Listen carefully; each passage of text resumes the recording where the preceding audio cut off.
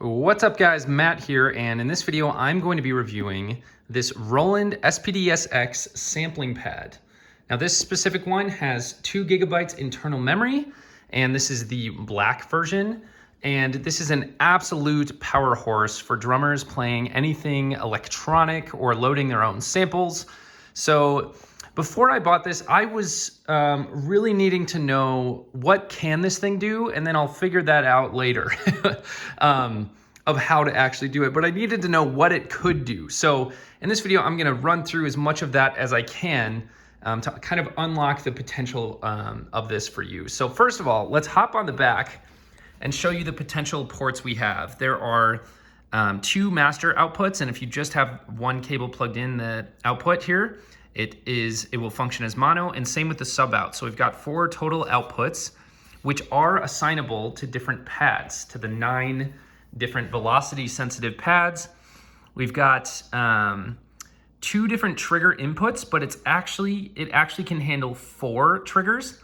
You see the first one is 1-2, and this is where you would need this cable that's not included, that you would need to be stereo 1/4 inch on one end like this, and 2 different mono cables on the other. So this is a splitter cable I bought so that I could unlock 2 different triggers essentially. So if I wanted to have 2 extra pads in here, I could plug this splitter cable in here and then run these external triggers, which are also not included. You know, could run one right there and one right there. Get these cables out of the way, and now these would be functional. And I'll flip it over here so you can see, as I hit this one, trigger 1 lights up, and as I hit this one,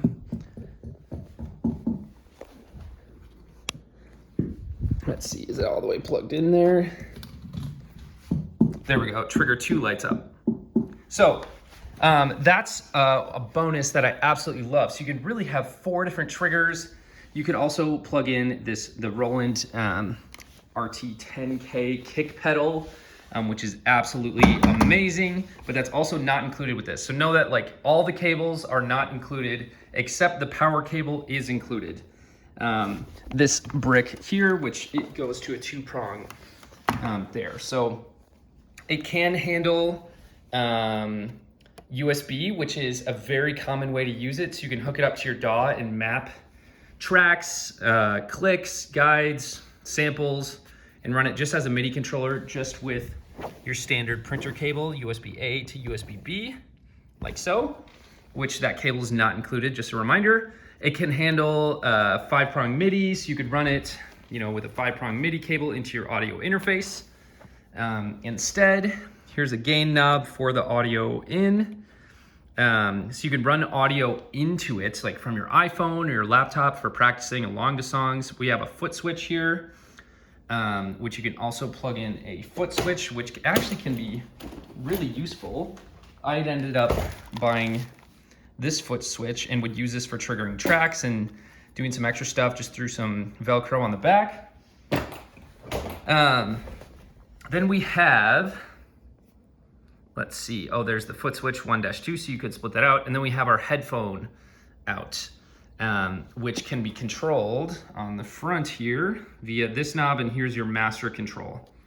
And then one last thing on the back, this memory card can handle up to 2 gigs of memory that you can load onto here, but the memory card can be bigger, so you can run stuff off of a flash drive, and you can back up your pad settings on a flash drive. So this has been great in backline scenarios, where if someone else is providing the SPD, you can preload your whole sounds and settings and everything onto a flash drive and load it onto someone else's, which is absolutely great. But don't forget to back up theirs if you do that. I've been there, because then you need to load theirs back on once you're done. But it's got some master effects here, some different options for effects and whatnot, which is really, really fun. As for the triggers, it has all of the settings you would ever need oh, here we go, pad sensitivity for the triggers. So you can actually tweak so much about these. Once we go to a trigger, hit detail, you can change the re-trigger cancel time, crosstalk cancel, mask time, And we have our main settings like threshold and pad sensitivity. So that's how you dial in these settings really, really well and get them dialed in so you're not having issues where if you hit, you know, the vibrations when you hit that pad are making that one go off and so on. Super annoying. But as for the actual sensitivity built in, absolutely incredible. They all light up, really useful. Another thing you can do is have these functions. So watch my kit here. I actually use my top left or top middle and top right shoulder pads to change my different kits. And that's something you can do in here as well. It is just crazy functional. Here, that's pad foot switch control. And you can put kit increase, kit decrease, but there's all sorts of functions like click. You can have one pad be the on off for click, tap tempo. There's really just so much. I will say one big thing to know is waves. Anything you upload, any sound files you upload have to be 16-bit and by 44.1 kilohertz. That is somewhat annoying sometimes. So not all standard files are like that. So you'd have to convert them to that 16-bit 44.1 before uploading it to the pad. They do have a really nice app called the SPD-SX Wave Manager that makes loading those samples in really easy, which is also nice because then you'll have zero latency and not have to worry about a computer going down or anything like that. But so impressed by this thing. It really does everything I need to, as long as there are enough inputs for what you're looking to do. Now, if you're looking to run this as like an audio interface from your computer, you actually can only map the 2 outputs. It doesn't let you tap into all 4 outputs, unfortunately.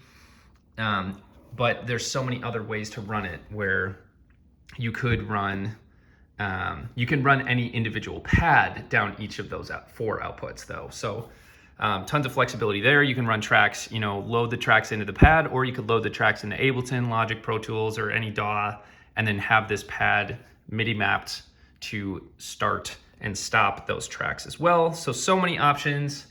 But hopefully this gives you a rough overview of the possibilities with this thing. It's been an absolute game changer for me playing electronic sounds, samples, tracks, running the whole shindig, and I think it's a must-have for any drummer that's serious about their profession and wants to unlock this whole electronic world. It is an absolute game changer, and I would recommend on the bottom here, if you're gonna spend enough to get one of these bad boys, you might as well get some solid mounting to safely secure it so you don't have to just have it rest on a table. But it does come with these rubber pads on the bottom as well, and it looks really good on the side and so on. So that concludes this review on the Roland SPD-SX. Hopefully this shows you exactly what to expect, and hope this helps. I'll catch you on the next one.